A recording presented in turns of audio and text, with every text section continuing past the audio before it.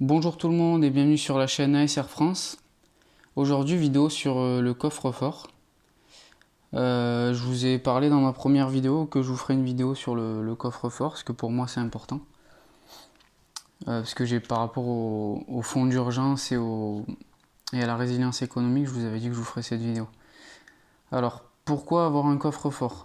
Tout simplement pour protéger ces objets de valeur, dans un premier temps. Les protéger de quoi? Déjà d'un cambriolage.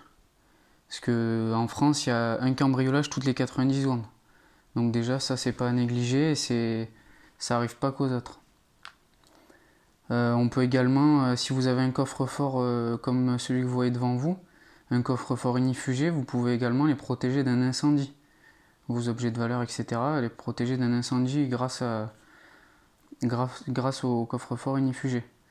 On peut également penser à tout ce qui est appareil électronique, donc tablette, ordinateur portable, tout ça, on peut également les protéger d'un IEM, donc une impulsion électromagnétique. Ça c'est beaucoup plus rare, mais ça fait effet en fait le coffre-fort de cage de Faraday. Voilà, ça c'est dans un premier temps. Ensuite, qu'est-ce qu'on met dedans, dans le coffre? Tout ce qui est argent liquide, bijoux, métaux précieux.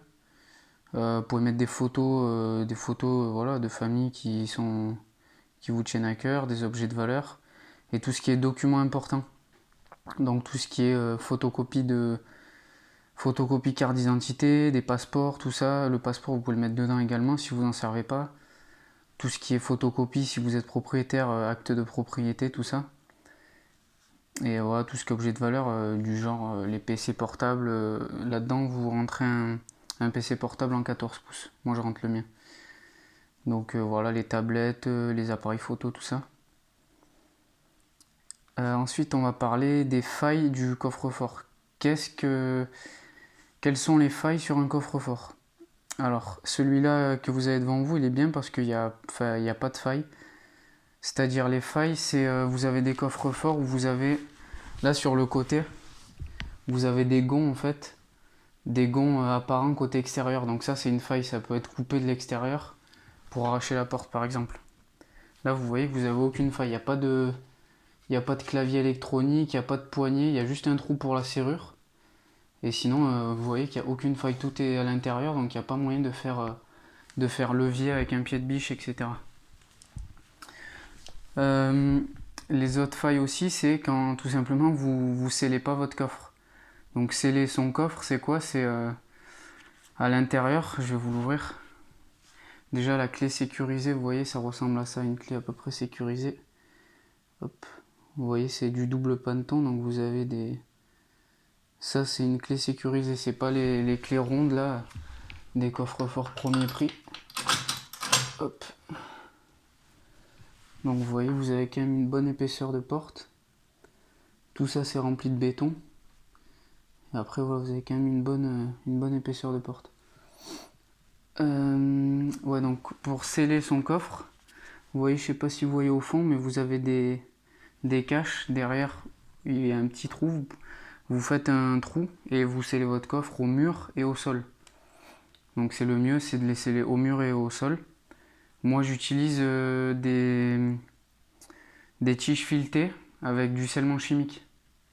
C'est beaucoup plus costaud que ce qu'il vous donne d'origine. Il vous donne une cheville et une vis, c'est pas top top. Moi j'utilise voilà, les tiges filetées avec des boulons et enfin vous allez dans un magasin de bricolage et vous cherchez, vous demandez si vous connaissez pas un kit scellement chimique.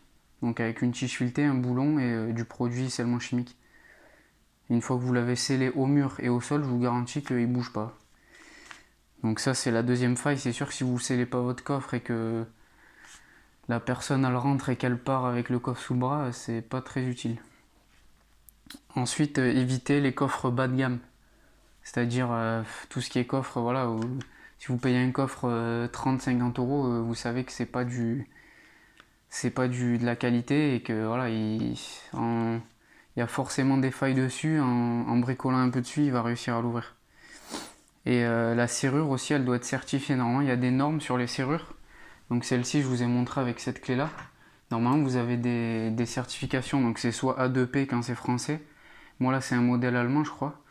Donc vous avez d'autres normes. Après c'est, vous avez à l'intérieur là une plaque. Je vais pas vous montrer les détails, mais là vous avez deux plaques et normalement il y a des certifications dessus. Donc que ce soit aussi bien pour les certifications pour l'incendie, donc pour l'inifugé, que pour tout ce qui est effraction et certification de la serrure. Voilà. Donc celui-là, vous voyez quand même, il ferme pas mal. Là, il y a deux pennes. Et il y en a encore une au-dessus. On la voit pas. Bon, il y en a encore une au-dessus sur le dessus qui va rentrer là en fait.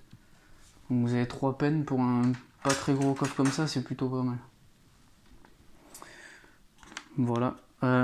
Une autre astuce aussi, tout simplement, c'est de cacher le coffre. Là, moi, vous le voyez comme ça, mais normalement, il est caché. Donc, vous pouvez soit le mettre, par exemple, dans un placard et mettre des habits devant ou des choses comme ça, qui ne soient pas visibles au premier coup d'œil, que comme ça, quand les cambrioleurs y rentrent, hop, ils tombent pas dessus. Et ça permet voilà, de gagner un peu de temps. Ça, c'est un bon truc de le mettre dans un placard et de le recouvrir ou des choses comme ça. Je dis pas que ça va sauver le coffre, mais au moins ça gagnera du temps. Voilà pour ça. Enfin, tout ce que j'avais à dire là-dessus. C'est bien aussi le fait voilà, qu'il soit inifugé, ça pensez-y parce que ça permet quand même de protéger ce document d'un incendie. C'est quand même le cambriolage et l'incendie, c'est quand même les deux choses qui risquent le plus d'arriver quoi. C'est con à dire, mais voilà pour ça. Hop. Je vais vous montrer fermé. Donc vous voyez, vous avez quand même, ça sort de pas mal les pennes.